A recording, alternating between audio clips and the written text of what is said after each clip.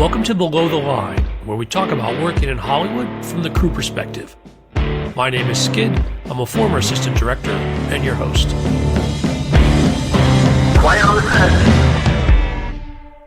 Today we're talking about The Bondsman, the television series starring Kevin Bacon as an undead bounty hunter. It's currently streaming on Amazon Prime, and all 8 episodes dropped just 10 days ago on April 3rd. I'm excited to welcome back 2 returning guests. First, costume designer Liz Vastola. Liz, welcome back to the show. Thank you for having me. Happy to be here. Also joining us is production designer Eve McCarney. Great to see you again, Eve. Hey, Skid. Glad to be here. And joining me in the co-host chair again this week is Gianni Damaia. Gianni, glad to have you with us. Always happy to be here, Skid. Warning for listeners, today's conversation will contain spoilers. The 8 episodes are about 30 minutes each. You can binge the whole thing, then come back and join us. Let's dive right in. Ladies, tell me how you both got involved in this project. So I was finishing up a feature in Syracuse when I got a call from my agent about The Bondsman. And I actually read the scripts while still on the ground there and started the mood boards, etc., from Syracuse. And then I interviewed when I got back to LA. And that's when I met Granger David, the creator, and Eric Olson, our showrunner. And from there were several more interview rounds, and then I got the job. Liz, how about you? Yeah, I had worked with Eric Olson before. We did the 3rd season of Daredevil, the Netflix version, together, and we just continued to stay in touch. And then he let me know about this project. And, you have to go, even though I'd worked with Eric before, you have to go through all the rounds with Blumhouse, Amazon, etc. But yeah, went well, and we made the 1st season. And neither of you have worked together before. Is that true? Did you guys meet on this show? Yes, we met on the show. It was great. Yeah. Now, give me a sense of the production calendar. How much prep did you have? When was the filming done? Just a general sense of what kind of time was involved. They brought me on kind of early, which is, I'll say at the front, is very unusual. I had close to 16 weeks of prep. We wanted to have all the permanent sets designed when we landed because we only had 10 weeks on the ground. So that way we had the 10 weeks to build the 4 permanent sets, one of which was the compound, which was a massive undertaking. And then for shooting, we started shooting in March and we finished at the end of May. And then we came back in June to prep reshoots that we shot in July. Yeah, and for me, I mean, we had been chatting about this maybe like it was the fall before, it was like August or so, and then I was put on like a soft hold for it, which I was able to do like some R&D for a couple of months before even going down to Georgia. So, and then in Georgia, I think I had something like 8 weeks or more of prep, which on this type of show was, like Eve said, really rare and luxurious. I mean, obviously, it always things change last minute and then you feel like you had no time. But yeah, I think the extended prep process was really helpful and a delight, really. Yeah, and speaking of that, we scouted Georgia the August before. So that's when I went on the first scout. So we were pretty far ahead of it, which was really nice. I think it really helped the show look as good as it does. I had a question specifically about the compound because there's a couple different sort of places within it, I guess to say, or a couple different like major scenic locations. There's that sort of like jail-esque portion of it, which has obviously like a sort of major action set piece. And then, as Hub is sort of, meandering around through most of it, it's obviously tied to, his like living situation, I guess you could say. And then there's, of course, the actual house itself, like across the way. Are those all actually on that location? Did you build out those sets to be as seamless as they seem in the show, or are those all different sets that you built? It's a little bit of a combo of that. So we built the compound, the exterior parts on a road leading up to the stages that we shot at, which was really great because we wanted a real road. So it felt like a real gas station before it became the Bond shop. But that was the exterior shell only. And then we had a little bit of scenic on the inside so you could look out into the real world. But when you look in, it wasn't finished. Kitty's house, on the other hand, that porch was fully built out on location. Obviously, it is exterior, and the house itself inside was not finished. So we would shoot all those exterior beats there, and then we would move to stage to shoot the interior Bond shop. But the interior Bond shop, yes, was all built as one piece, and it was meant to be kind of like in an oval shape where you had many entrances and exits, so you could kind of have these continuous paths for the demon fights or, the walk and talks that we wanted to do. And it gave all the directors new things to work with. We really wanted to make sure that by the last director that we hadn't shot all the angles and that there were new things to do inside of the set. Yeah, it felt like an ever-evolving space. So I think that kind of caters to the vision that you're describing there. Yes, and without the prep, it wouldn't be what it is. Because I started with hand sketches that Eric responded to, and they evolved before we moved into the actual set design process. And that was really wonderful. And like Liz said, luxurious. That's so unusual to have that kind of time to go through that many rounds of revisions on a set before you actually hit the set design phase. So I think it really benefited the story and the characters. When you talk about building those exteriors on the way up to your stages, are these studio lots? You talk about filming in Georgia, and so we're outside Atlanta, but you guys are about 45 minutes to an hour from the city proper. The stages we shot at are the Walking Dead stages. It's AMC used to own them. I don't think they do anymore. It's called Riverwood. So they're not the nicest, newest stages, but they've been around for a while. They had been there for 20 years or more, rooted down in the South there. So we had everything we needed. The facilities, were great. We had our stages, we had our paint shop, we had our mill, we had our production offices. And leading into the stages, you had two large parking lots for extras or for any sort of base camps.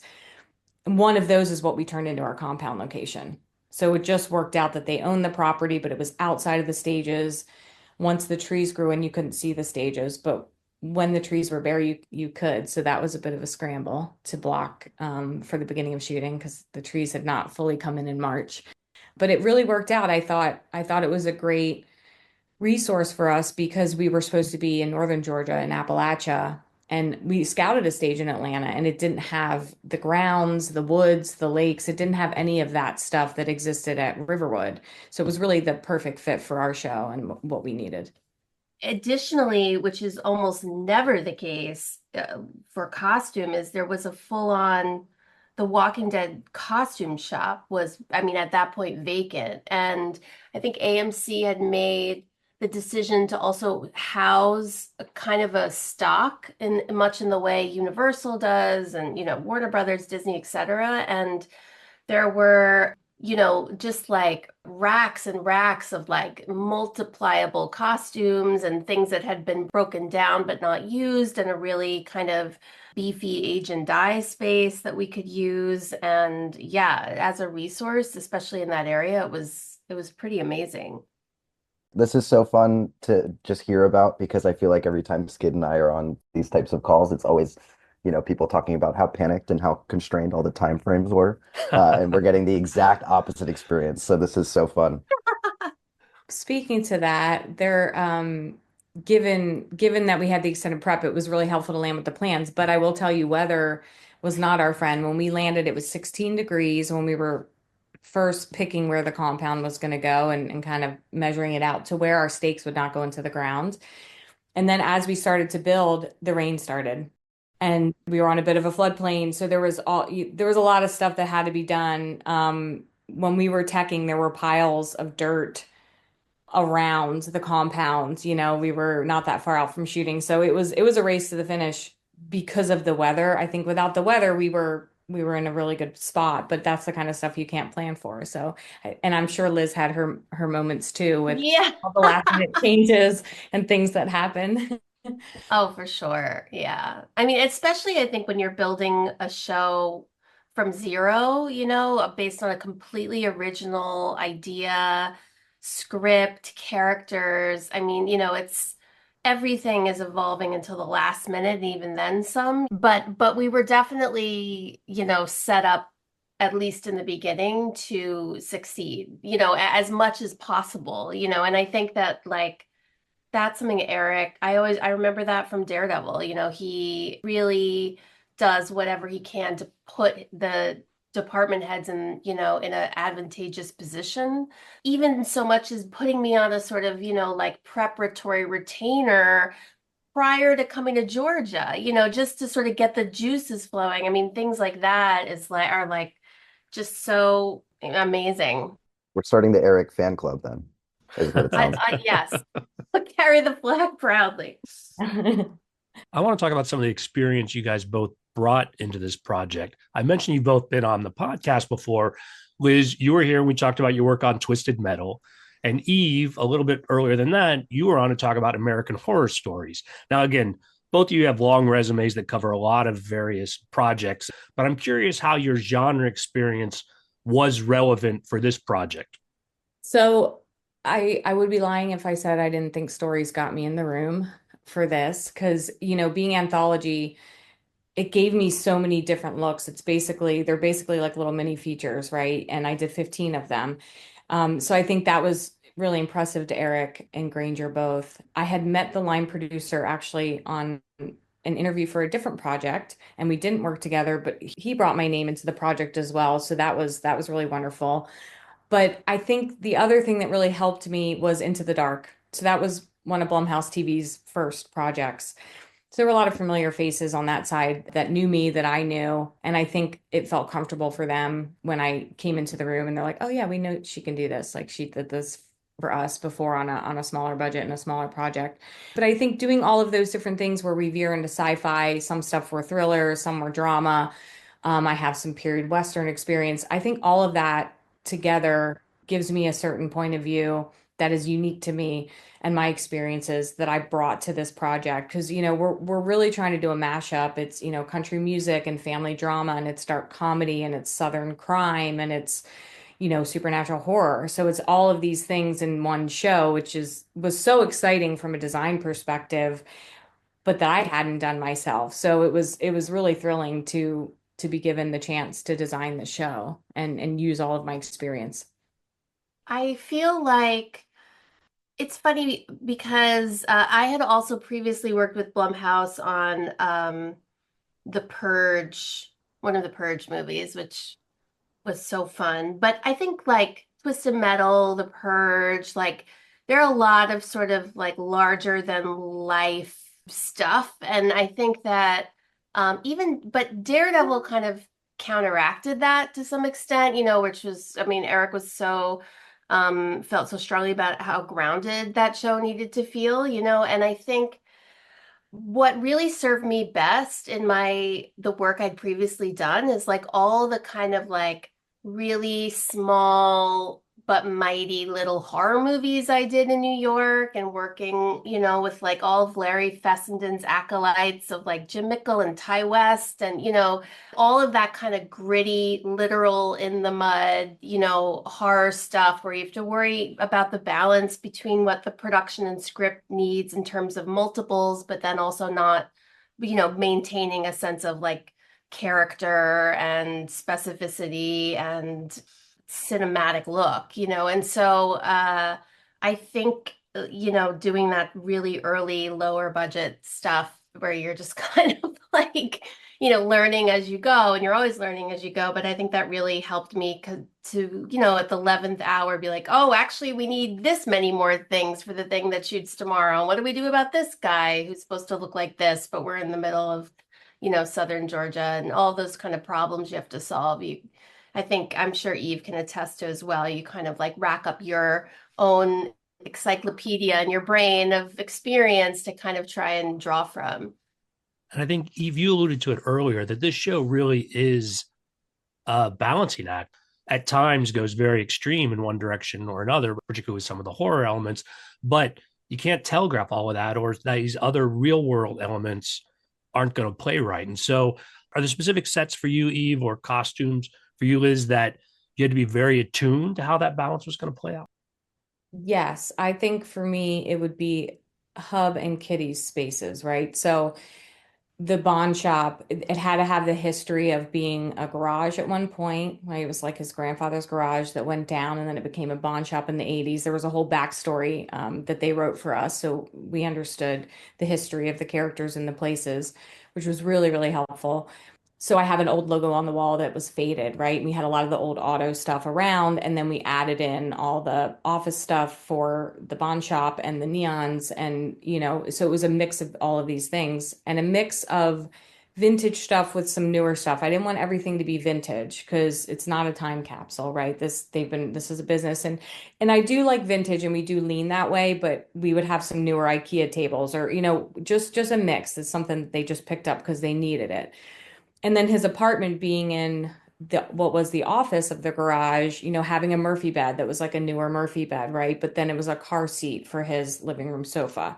Just mixing those elements so it felt very Hub. Like, what would Hub do? Well, he's not going to go out and buy a sofa. He's going to grab this back seat out of this old truck junker that's out in the yard, and throw that in there. And then leaving like the front gas check station the way it is, but maybe like having some of stuff piled up on there, like he's using it, and then turning the shelving unit into his kitchenette was really fun because he wouldn't build out something. He has a hot plate, he's got a kettle, and there's still old oil cans up above, but then he's got dishes, right? So it's this mix of things. So that was really fun. And then the second part being Kitty's porch was so important because she's really the heart of the family and the heart of the show, and she's what keeps him grounded. So having her porch really reflect her history and the history of their family, especially the music side of that, because that's where they play as a family. They play music together towards the end of the season, and it's such a moving scene.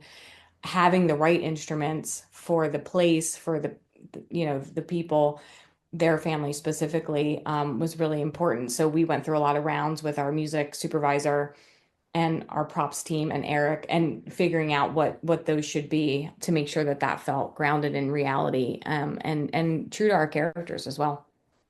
For costume, I think that the family as a whole, I kind of thought of them as, very, very much earthbound, and needing to feel as, knowable and believable and realistic, so to speak, to kind of be a jumping off point for our more campier supernatural color bombs, basically, and all those, demons, etc. But even within the family, I mean, like there's Hub and Kitty, but then there's Cade, who's very much a teenager in present day. Of course, we wanted to feel timeless, as, I think a lot of television, contemporary television wants to feel. So with Marianne, she is kind of in both areas where sometimes she dips a little bit into her, when she's like staying over at Hub, she's wearing clothes that she probably left there a decade ago. When she's in the sort of the recording booth, it's something that feels a little more kicked up and country. And when she's, scraping the brains off of the floor in the garage, it's overalls. And so it's like she kind of is a go between, I think, between, let's say, like Hub and Kitty, or in one kind of frame of reference towards clothing, and Kate. Speaking specifically about some of the costuming choices, because having met you previously on your work in Twisted Metal, and I remember us talking a little bit about like the high C shirt and stuff like that, just the little flourishes that you kind of add to different characters. And I was thinking about it intently when I was watching this show because there's a lot of those like just subtle, like sort of campy, fun nods that I feel like you threw in that I think are so ingenious and so ingrained Oh, in like what these characters are. I'm thinking specifically about like Kitty's mama bear on yeah. her her Bondsman vest or whatever, and then the Damon Harriman character, he's got a couple of these like Russian mob tracksuits, but then he Yeah. always pairs it with this giant hat. And I was wondering if there were any other of those like fun little choices that maybe I didn't catch that you had sort of peppered in there that you want to draw attention to. Oh, that's such a good question. I've got one. Let's see. Peter's t-shirt. Oh, T-shirt with like the wolf like howling at the moon, like it was so yeah. I sometimes wish we could see Tater a little more clearly, although Tater, uh, yeah, Tater, he always had a wolf t-shirt on. And I think one of those like throwback, early 90s, like howling at the moon kind of a thing. And it's funny, as he would continue to come in for fittings as the season went on, we'd always have a wolf t-shirt on deck, like, and we'd be like, should we? Yeah, maybe, yeah. And then we, show it to Eric, etc. And I'd be like, listen, I think we keep going with the wolf the wolf And Eric is so game. Yeah, I have to think about some others. Damon, the character of Lucky Damon was so game, and that could have gone, you know, one way or the other. But I kind of, it was just, yeah. I'm really excited about how that turned out, and I think that like of course, we had a million hats. We had a million tracksuits, like just trying to find, and they were all, all the sort of things you don't see about them being tailored and this and that and what. But I remember Eric Olson was like, Lucky is kind of like if Bill Burr was down here, like if Bill Burr, and I really looked at Bill Burr like a lot, and we ended up, there's one leather blazer that Lucky wears. I think it's in the second episode. I found an image of Bill Burr wearing this like navy leather blazer. I think it's in a press shot for something.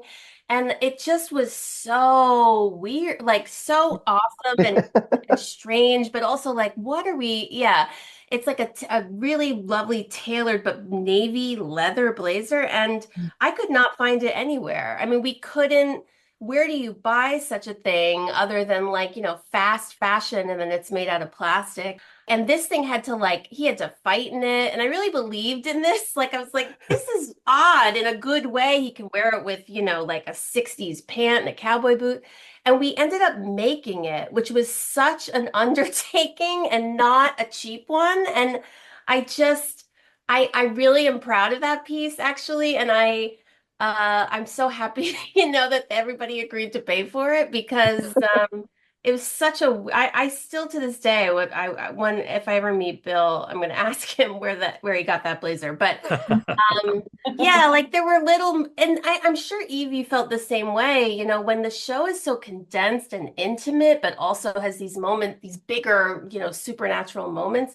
Those little choices you make for us, a tighter cast, like a tighter space are so important. And sometimes you're just like, we're rolling the dice here a little bit and trusting intuition.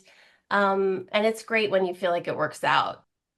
I want to ask you guys about a specific scene where I saw both of your work sort of, I could see it even coming together, and that would be the swimming pool scene where we have this And Elliot Rocket. Let's just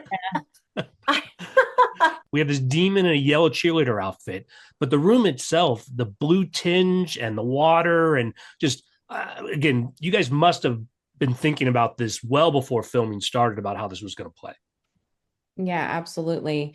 When the pool came into play, it really affected the color of the uniform, right, Liz? I when mean, we were talking about it, I was like, I remember it like, well, what is this cheerleader outfit? And I immediately was like, well, what's the color of the pool? Like, what is the color in here? What is gonna, and it wasn't even, it was like, what is it gonna look like underwater? Because I think at this point, we've all seen so much underwater film, that some colors die and some colors live, let's say. And yeah, that was my, like literally, I think I marched straight to Eve and Elliot and was like, what is going to look the best underwater in this space? Because if we don't see it, if it's not one of these punchy, literally and figuratively moments, then it's going to fall away and not a, fun way.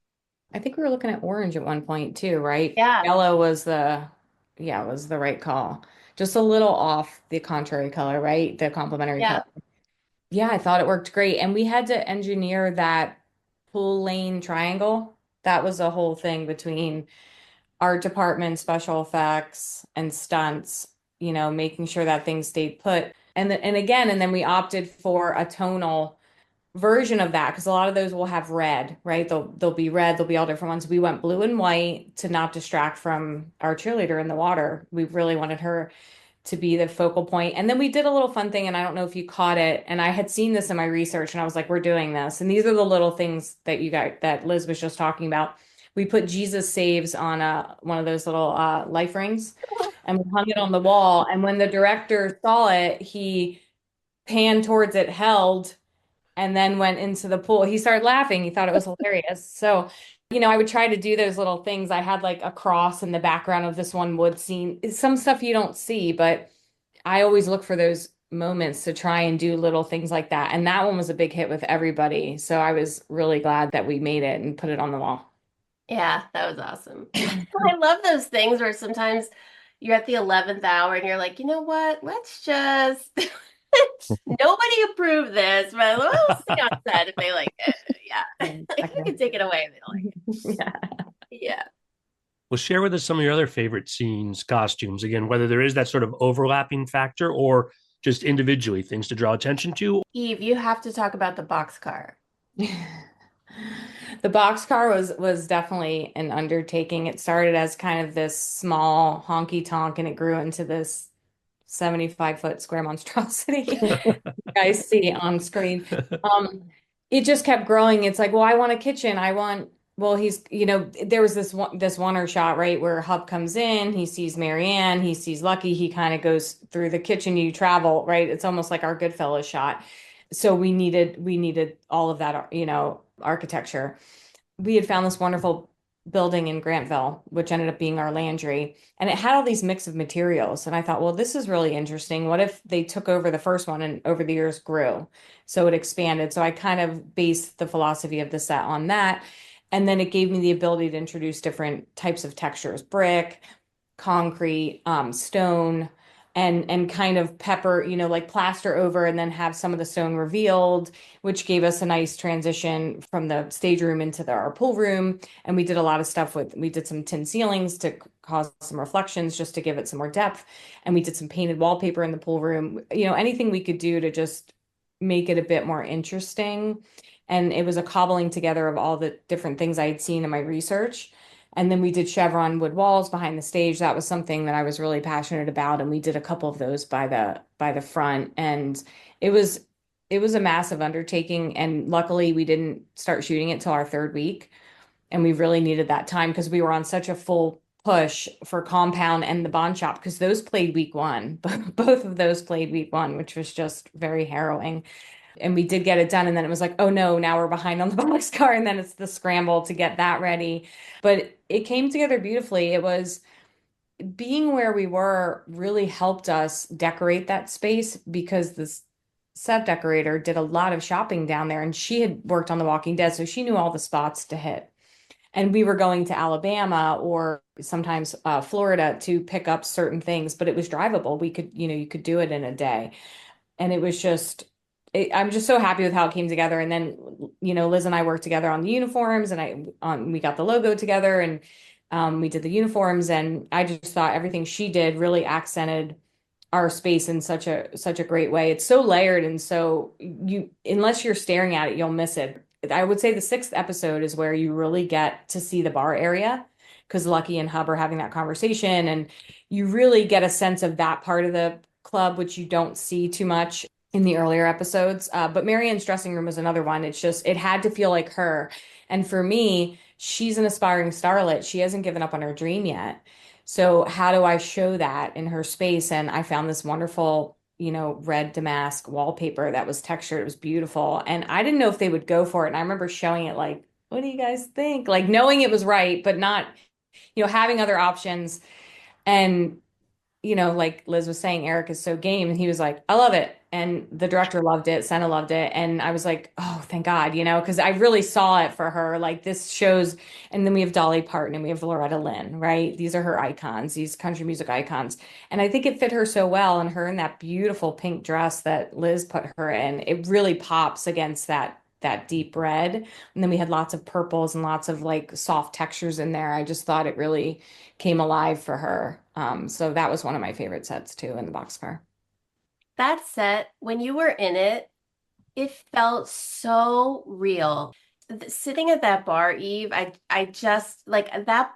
It was just amazing because we've all been in that bar. Do you know what I Yeah. mean? Like we've Yeah. all been at a bar that's like just lacquered to shit, and like just so many drink stains on it from like all waterlogged, and it was just so everywhere you looked in that bar, you were just like, oh my God, yeah, that was Thank you. killed it. I remember walking around towards the end before and adding, like being like, put lights around the bison head. Yeah. Put like just like little points because it was so the DP was a little worried.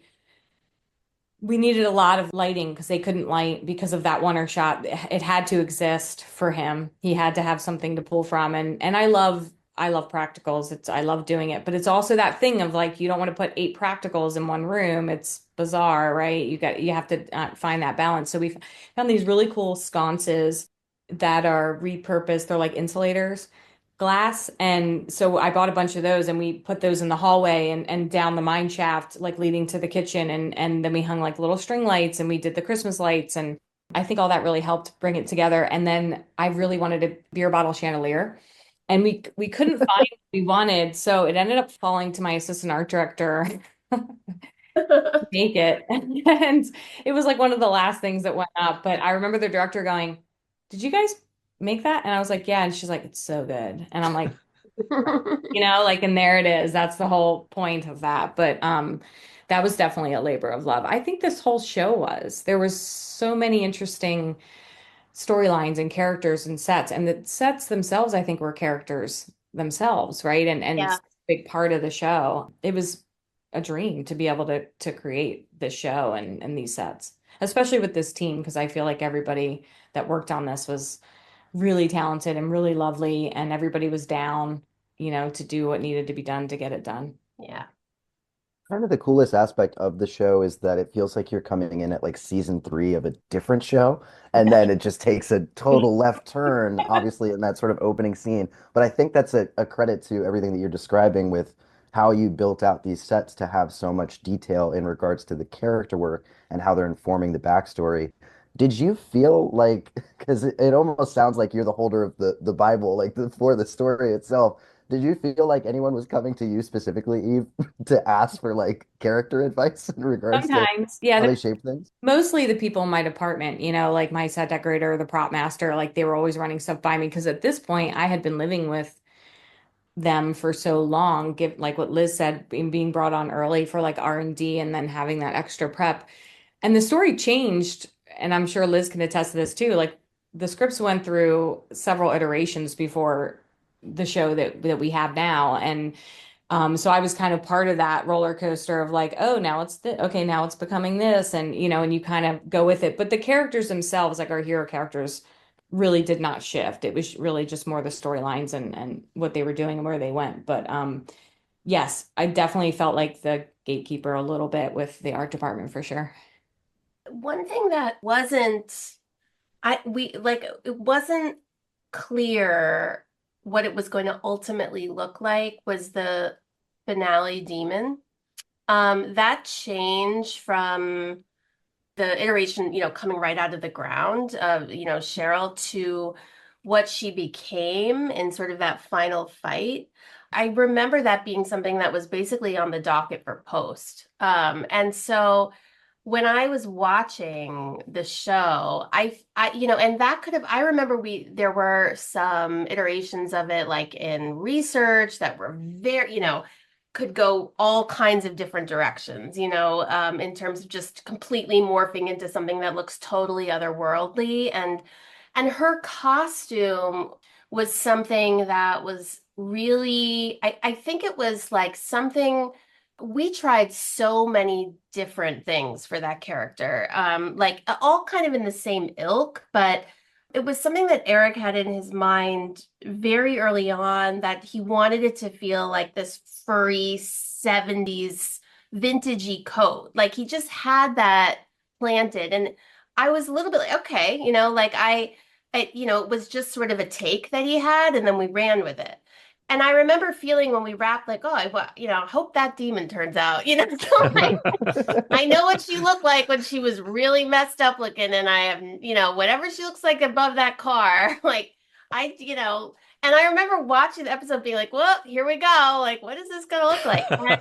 And the wings look like they're an extension of the fur on her coat, and there was something about that was so, I was just like, yes, Eric. Like, I think, I like, it instead of going, it really kind of made a case for the costume, if that makes sense. Because it like instead of going like, oh, now she's a black vaporous horned whatever, like, or now she looks like she's out of Diablo, or like it was just our specific Southern Gothic bartender, waitress, demon, and I just, when I realized that, like, wow, the texture on the wings is the texture on the trim on the coat, I was just, it really was like, and that's why I work with Eric Olson. You know what I mean? Like, that choice was so, like, on the one hand, minimal and kind of brave in its way, and on the other hand, just kind of made that whole trajectory of her costume work. And yeah, so that's just something, it's funny because like film and TV, like you do what you do during production and then you send it off. And, especially costume designers then wait, a year and see the finished product. And there are elements, especially in this specific show, that really affect the costume, so much post. And we had a great post collaborator, post supervisor, and visual effects supervisor who was on the ground with us, the whole time, who was amazing, Lou. And so, yeah, it's nice to then kind of watch and be like, ah, yes, it came together. We had to create a bunch of demon art for the lore that is in the show. So we had a concept designer that Eric had worked with before on Carnival Row and some of his other big mystical shows. And she was fantastic. So we had to have a water demon and an air demon, right? All these things that correspond to the cans you see in the seventh episode, and the whole mystery that surrounds, the mystery surrounding Hub, that he's trying to figure out what Lilith is doing. And anyway, so for me, that was just one added challenge on top of all the other stuff that I'm normally doing, is like, well, we need to create this artwork. It has to look authentic and old. And then we shot it practically on the computers, right? So we had to have designed on a timeline for that. And then in addition to that, we had like all the maps. We had a lot of interactive graphics that were tied to it, right? And wiki articles and things. So the writers were writing that for us. And then we were finding images, and we needed like an old abbey with a pentagram around it. I mean, there was just no short. I get a script and go, really? All right. Okay. Like, let me figure this out, like, let me see. And we didn't really have the time towards the end, especially, to create that stuff completely, right? The rounds of revisions and the time it would take to illustrate. So we needed to work with some sort of stock images. And luckily at this point, stock does have a lot of vintage illustrations that are now clear, that we were able to piggyback off of, and then modify those and work with those. So that was really helpful. And don't get me wrong, I would love to design stuff from scratch always, but if you only have like 2 weeks to turn it around and it's on air, that gets really tricky. So then you kind of got to take some of those shortcuts, like that Liz was saying, that we learned on the smaller shows we did coming up. When you talk about all this investment in the history, and then kind of, Liz, we were talking about where these characters end, without getting into specific spoilers, what can you guys tell us about a season 2 of this show? What I can tell you right now is that we're waiting to hear if we're going to get greenlit. It's my understanding that, they want data from the show once it airs to make that decision. I don't know, Liz, if you've heard anything else, but I mean, I'm very hopeful for it. And my sense is we have a good shot at it. I'm fingers crossed, but that's my understanding. That's as much as I know. I gotta say, I have a bit of a bone to pick with Amazon these days, and Netflix as well, because Eve, as you referenced, they wait for the data to come in from a season before continuing oftentimes a story that doesn't necessarily feel complete with the original release. Does that hang over the set as well, with this sense that we may or may not get to continue because you really don't know if there's going to be more? Um, I mean, I oh, yeah, sorry, please. I was just gonna say I was so busy right up until the end that I mean, all I was thinking about, honestly, towards the end was like, I want to get home to my animals and my husband. I got married in October and I left in January to shoot the show. So, I got married and like a couple months later took off. I did go home a few weekends, but it was hard being away in that first year. And so I was pretty focused on just getting home and resting and catching up on all those things. I don't think the second season stuff really started to hit for me until like maybe the fall. And I was like, oh, I wonder, so for me, no, not on the set, not I didn't have the bandwidth to think about it. Yeah, I mean, I I think that I mean same, and also this was post strikes, and so there was such a joy to work, and like Eve, a lot of my department what had worked on The Walking Dead, which had just ended, so it was like everybody was happy to get back to work.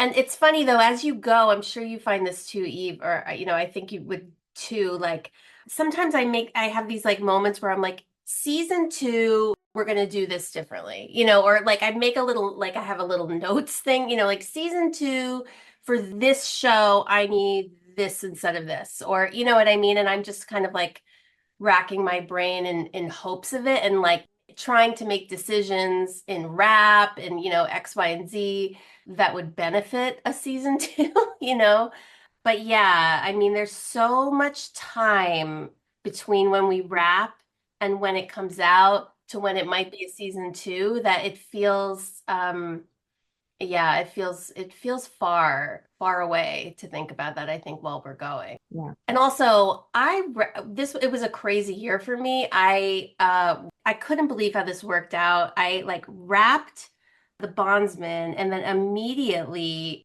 flew to Toronto for Twisted Metal too. Oh, wow. And there was no overlap at all. Like I didn't even have to be like, can I? Blah blah blah. No, it was literally like done, and everyone's like goodbye, and then yeah, which was amazing to not have overlap, but also like, yeah, it was crazy, very crazy year, but amazing, yeah. Well, we can't let you go without hearing what it was like working with Kevin Bacon. The best. I do have his picture on my wall, so Well, okay, so I mean, it is an intimidating remit to be told you're going to put Kevin Bacon in jeans. Like, because the man, in addition to being like an iconic American, iconic international star, is jeans. Like some of his most iconic roles, he like defined. I can't tell you how many times in a lookbook that I'm doing for any show, it's about, oh, and this was Kevin Bacon wearing jeans, and this is the fit of jeans that I like. And so like that always hung, I was so excited. And then also like, oh my, like how am I'm gonna show up after like, all the costume designers he's worked with for decades and be like, here's my thought about jeans, like but he was so involved in the preparatory process, like from a producer standpoint.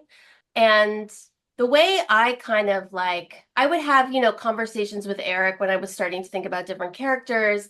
But what I would really do is just like put together this like pitch email basically of like, okay, Kitty, here's where I'm at with Kitty, and here's the images I'm thinking of, and here's where my brain is going on this, and like send it out to, apartment heads, Eric and Kevin. And Kevin was really reading and responding and involved and so generous with his time in that way and available. And it was a joy for me to work with, like, dream joy. And I think part of the reason is because he made himself so available and involved and like also complimentary prior to even landing for his fitting, and that is not something that you always are, actors have, first of all, they're busy.